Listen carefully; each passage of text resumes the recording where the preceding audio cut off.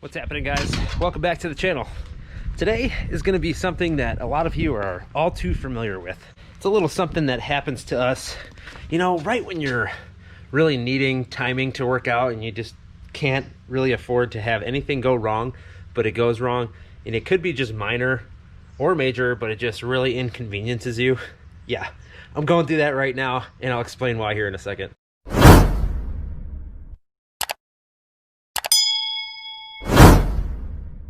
All right, as you guys know, Speed6 is all apart, and we broke down the motor on the last episode, and you guys seen all that. Well, here's the thing. You guys have been hearing me saying I have a lot of house projects going on, and I do. I still got some trim over here. The whole inside of the house, basement is finished, bar, everything. It's pretty sick. The whole house is getting trimmed. I mean, everything. All the baseboards, doors, windows, you name it. It's all getting done. Well, another thing too you guys see in these videos is these garage doors. They're like original to the house. This is an older house, but these garages are like original doors. Well, I ordered new custom doors, and they're insulated and all that stuff, and they're gonna be like redoing like the whole surround and all that stuff. So it's just nicer and will last longer and just overall looks better. Well, they were a little behind because of the COVID stuff, and they were like, hey, it's gonna be a couple weeks. So I called last week and I was like, hey, what's going on? And they're like, oh, it's gonna be a couple more weeks. We're just a little bit behind.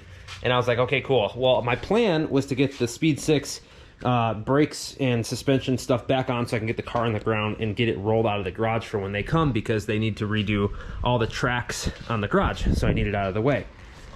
All fine. But I went to work today, and I'm at work and I get a phone call and they're like, hey, we're gonna be there at 8 in the morning tomorrow. And I said, okay. So I flew home and I started putting everything back together. Everything was going smooth. Got this side all up, got my upper control arm on, everything all buttoned up. This wheel is on. And then I get over to the other side and I go to put the upper control arm back onto the spindle right here, and never realized when I took it off that I had completely destroyed the threads. Whether they were destroyed before and they were just on their last leg, who knows, but they're destroyed. And so what I did is I took off the upper control arm on this side over here. I dropped down the strut real quick and have it all taken apart over here. But what happened is, if you could see, all the threads are like flattened out, damaged, and even the nut for it is just like so jacked up inside. So I went into panic mode and I was like, holy crap, who's gonna have this in stock around here? My original plan, I messaged the guys over at Edge Autosport literally 2 days ago, because I figured I had a couple weeks, and I was like, hey, how much for the aftermarket ball joints that are adjustable and you can kind of dial them in? And I was gonna get those, but then, you know, this timeline came down and I'm like, crap, I need to figure something out now. So I called a bunch of auto parts stores, and AutoZone literally had one in stock. So I am going over there now. I'm gonna pick up a new one, and then I'm gonna take this to my work and press this out and press the new one in. I am still gonna eventually upgrade to the aftermarket ones, so that you can adjust them for the alignment. So yeah, so I'm gonna go get the new one and we're gonna press that in, and I'll show you guys that. Real easy. Getting these out is really easy too. It's just 2 bolts and it drops out of the top of the suspension there. And we're gonna get that on and get that side buttoned up and get this rolled. Oh yeah, sweet little time crunch, you guys. I'm sure most of you have been there, maybe less extreme or more extreme, where you've had to pull all-nighters. We've all been there, where something just towards the end of like doing something or like trying to do something goes wrong and you scramble for trying to make a fix. And that's where I'm at right now. Not a hard fix, and it's luckily someone had it in stock, because then I would have really been scrambling, and I probably would have done some really sketchy stuff to make it happen. I probably would have placed the little spindle onto that and not put a nut on it, and I probably would have just rolled it out of the garage very, very, very carefully, if I had to. But I don't like to be sketchy if I don't have to. So I, got on the phone and I tracked one down. So I'm gonna go pick that up right now, and we'll have time to get it done. But I also wanted to take this time in this video to kind of explain some stuff that we're going to be doing to this car while we're waiting for the parts to come to put the motor together. I'm going to be dropping off this head tomorrow to the machine shop to get that cleaned up and ready to go while we wait on our parts to assemble the actual motor, just gaskets, timing, stuff like that. But there is going to be some stuff that we're changing up on the car. If you guys remember, I had the fuel cell up underneath the hood with the fuel lines and the secondary pump for my port injection was all sitting up here. Now all this stuff is just zip tied out of the way. It's all the lines, harnesses, all that stuff. My plan is to relocate my catch cans to this corner, and I'm going to weld a bracket to attach both of them up here out of the way, so it's nice and clean cut, and redo some lines from where they come off the motor to up there, so they're out of the way. And then the fuel cell, I'm going to get a new fuel cell for the back and the trunk, and I will have two pumps coming off of that tank that will come down to like almost like a mini fuel rail where both the pumps will hook up, and those will go down to one line, and that line will run all the way to the front, and then I'll have a line coming all the way back to the trunk to go back into the tank, so it's a full return system. That way I won't be battling a fuel pressure issue or a fuel pressure drop at the higher RPMs of higher horsepower, because I do want to try to push this car close to the 800 mark. That's my goal. I think it's doable. If we get to 700 and it's looking good, it's looking clean and safe, I'll probably be fine with that. We're gonna need to source another clutch for the car, because this, even though this one was built and tested at 600 something foot-pounds of torque, it is still a single disc clutch, and I just don't think it's gonna hold up in the higher RPMs at a lot of power. I could get it refreshed and put it back in and try to send it, but I really don't feel like pulling it back apart if it does decide to let go, you know, shortly into having the car put back together, because I just don't want to do that. So I'm gonna do it right, do it once, and put it back together. A couple other things I want to do while I have it apart is I want to kind of scuff all this down and try to spray it. I don't know if I'm going to drop the entire subframe. I may not. I'm not sure. It's not in bad shape at all. It's just got some surface rust here. Nothing bad. If anything, I might just scuff it a little bit to get rid of the surface rust and just spray it. I'm going to take the car out and power wash everything, degrease it, and so it's ready to go. I did think about pulling a lot of stuff off and kind of getting a rattle can mix from O'Reilly's with the actual paint code, and scuffing this down and just actually touching it up and making sure it looks good, which I may still do. I just am trying to not get too deep into it because I want to get this car back together so you guys can enjoy some content on it of this thing ripping. So for those of you who haven't seen it, I took my motor apart and we found some really destroyed rod bearings. So if you want to check that video out, I'll link it up above or below. The other thing is my exhaust. I have to take off. If you look down past my downpipe back there, you can see my if may or may not see it, my resonator. It's a vibrant resonator, and it's actually in between two flanges, so I can actually unbolt it. And I'm going to take that to my my buddy, have him cut it out, and I'm going to actually have a section of 3-inch pipe welded in between to get rid of that resonator. I got some real nice stainless 3-inch pipe here to go in its place, and that'll be good to go.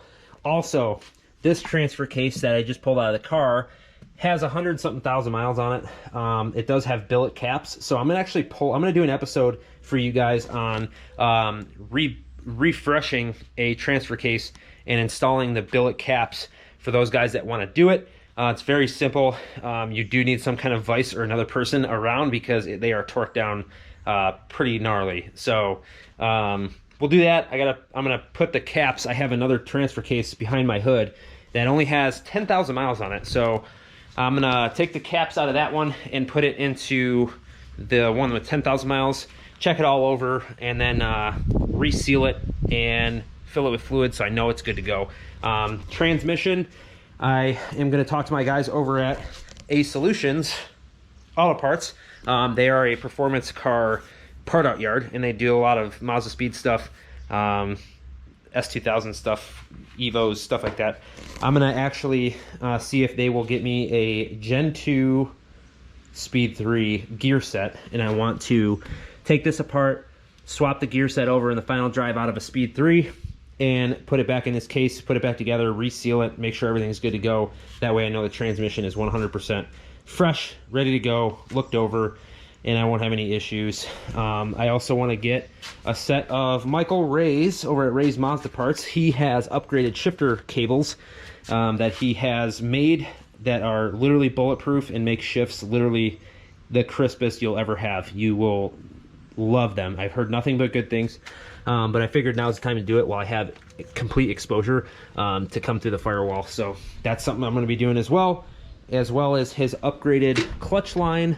He gets rid of all this stuff here, and it's a nice stainless line with really nice fittings that go to your master or slave. Yeah,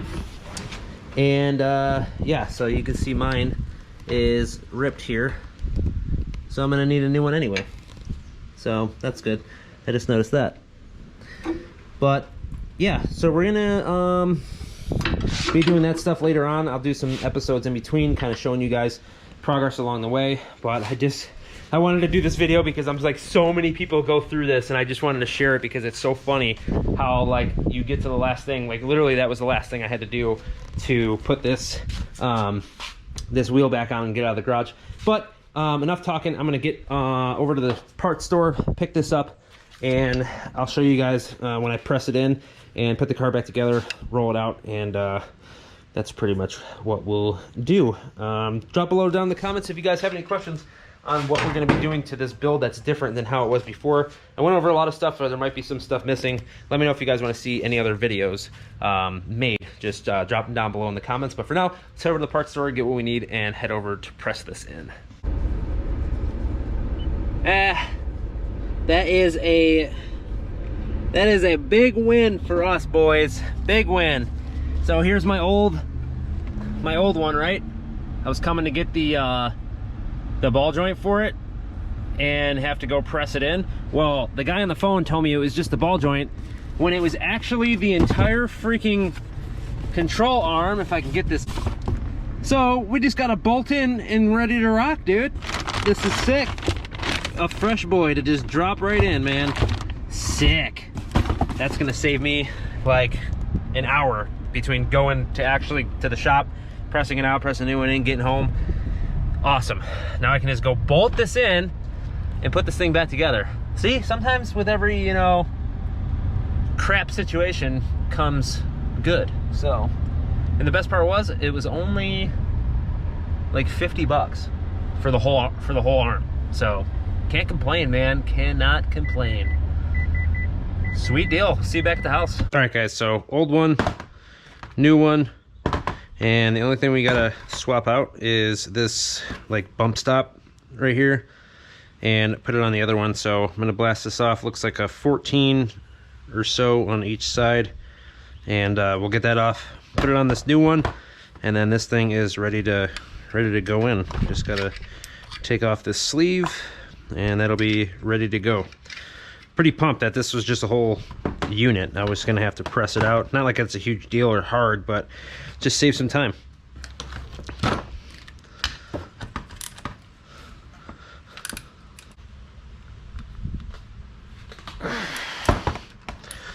Okay, that's real tight.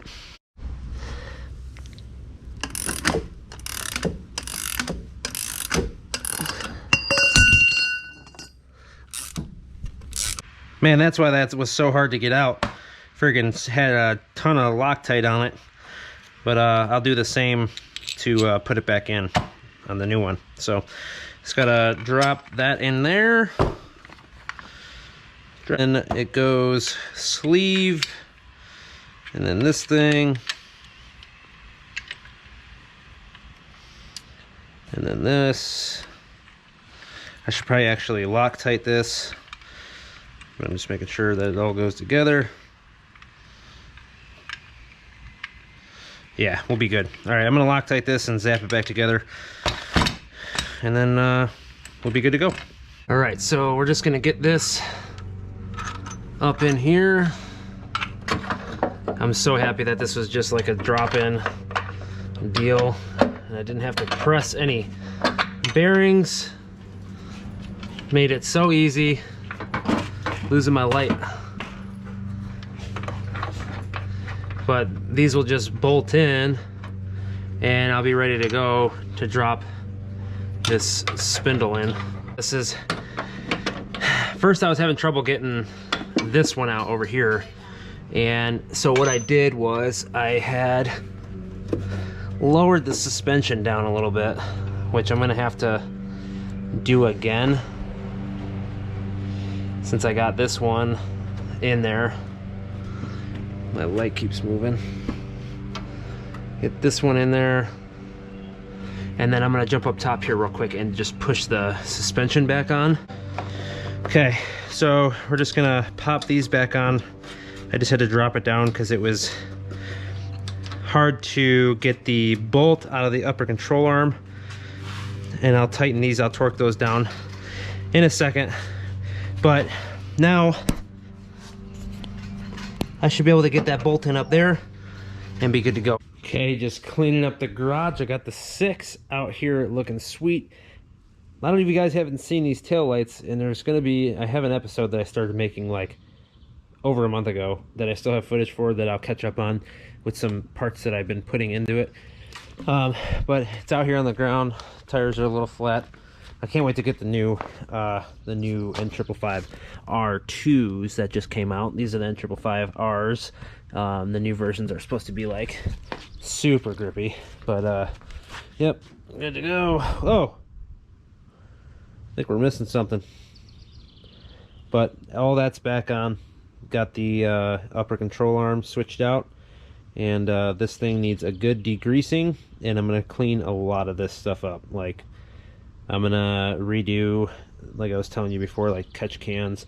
I think I'm going to pull this entire wire harness and expose it and relume it, or just get a newer used one that is in better shape, because I did have to peel this one back and I found some wiring that was not okay, but we'll figure that out down the road. But I just had to get this on and out of the garage because they are coming tomorrow to redo the garage doors. So now I'm gonna kind of pull some stuff out, clean up.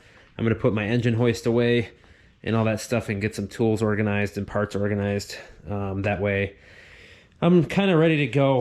Like I said, the head's going to the machine shop tomorrow, drop that off, and then that's like gonna be a few day turnaround, and then we're gonna start you know, getting this engine together. My main focus is I really want to just get the head onto the block, and with the head gasket and head studs and all that stuff, and just get that on so I can start working on getting at least the pan on, and I can like make it a sealed unit almost, because I just want to protect it from the elements and not get any kind of debris or dust or anything inside of it. Just kind of close it up a little bit. But yeah, so car's on the ground. It's gonna get a huge degreasing in the engine bay. It needs it bad. There's just so much in here that I want to clean up while it's out that I wish I would have done last time, but you know, it is what it is. Get it cleaned up. It's super dirty right now,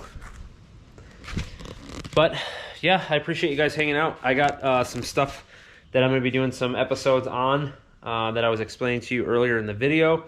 Some stuff that I was already working on that I'll finish up for you guys, and I got a surprise for you guys coming. I don't know how many people will like it, but I got a new vehicle, and we're gonna reveal that too. So definitely more to come. Appreciate you guys stopping in. It's always fun to have you guys. If you're new here, thanks for watching. Make sure to hit that subscribe button. We're so close to 10,000 subscribers. I can literally taste it. Like, it's right there. The last time I checked, we were like 200 people away. So definitely hit that subscribe button. There's like 50% of the people that watch the videos are not even subscribed. So smash it. Check out our content. You might like some of it. There might be some stuff in there that you want to watch or see.